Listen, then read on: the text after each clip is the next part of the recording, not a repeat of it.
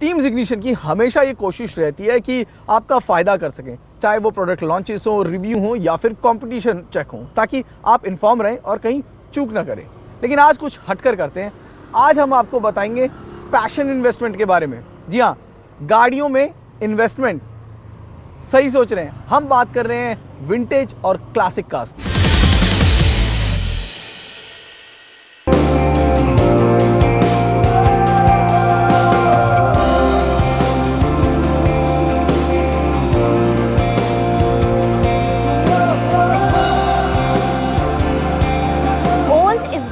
Automobile industry पे ये बात बिल्कुल सही बैठती है जब हम बात करते हैं विंटेज कार्स या क्लासिक कार्स की।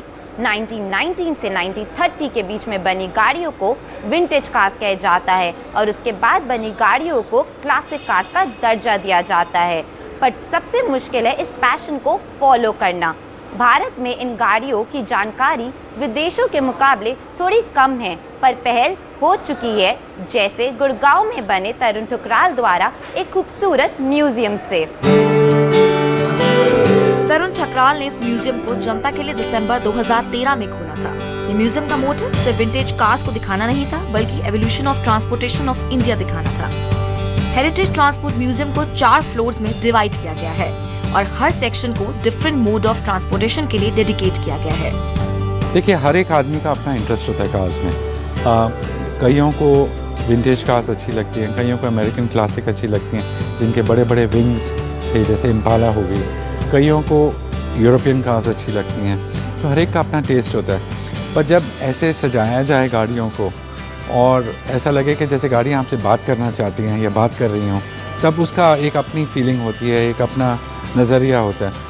और यहाँ पर आप देखोगे कि इवन जो हमने गाड़ियाँ लगा रखी हैं, कई गाड़ियाँ जैसे पीछे स्ट्रीट सीन बना रखा है पूरा, ताकि लोगों को लगे कि उस ज़माने में दुकानें कैसी होती थी, उस ज़माने की गाड़ियाँ सामने खड़ी हैं। कुछ पोस्टर्स, कुछ ओल्ड फोटोग्राफ्स डिपिक्ट की गई हैं ताकि you can relate to what used to happen during those times.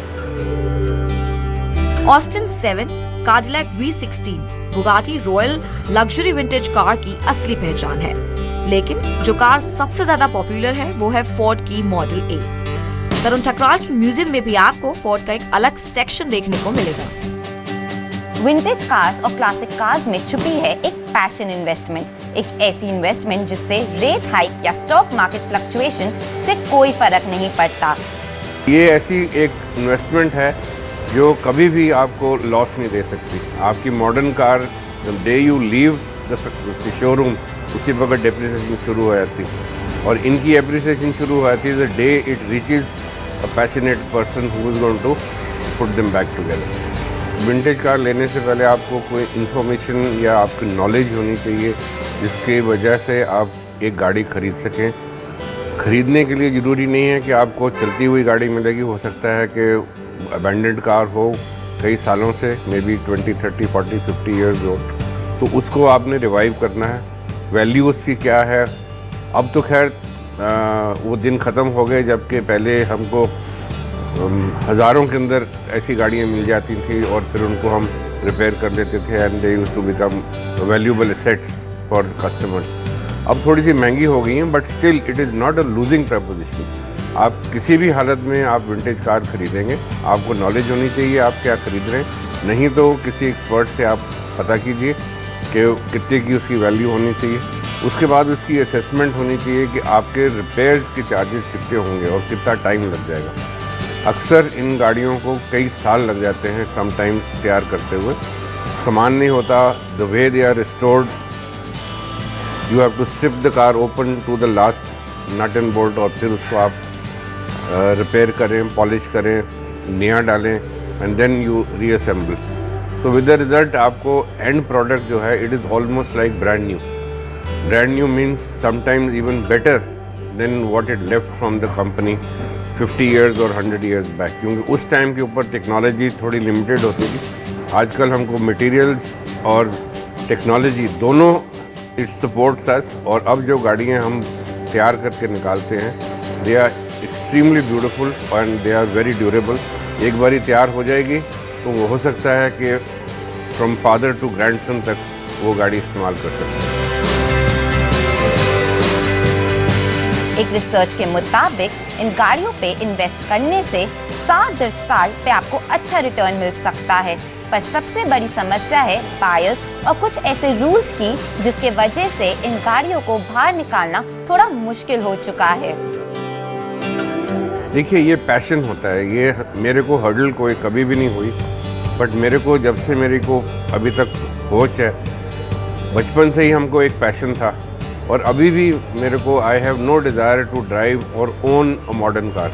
Modern car हमको इस करके रखनी पड़ती हैं because of environment conditions, rules and regulation नहीं इस वक्त हमको देते कि हम ये गाड़ियाँ पुरानी रोज़मर्रा चला सकें।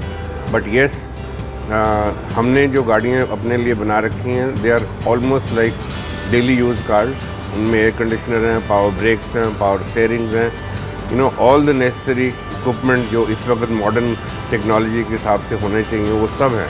हिंदुस्तान में स्पेशली दिल्ली एनसीआर में आजकल because of pollution norms NGT ने बैन कर दिया है पुरानी गाड़ियाँ चलाना, 15 साल से पुरानी गाड़ियाँ सड़क पर लाने को। तो हम लोग फाइट कर रहे हैं वो केस। होपफुली हम लोगों को कुछ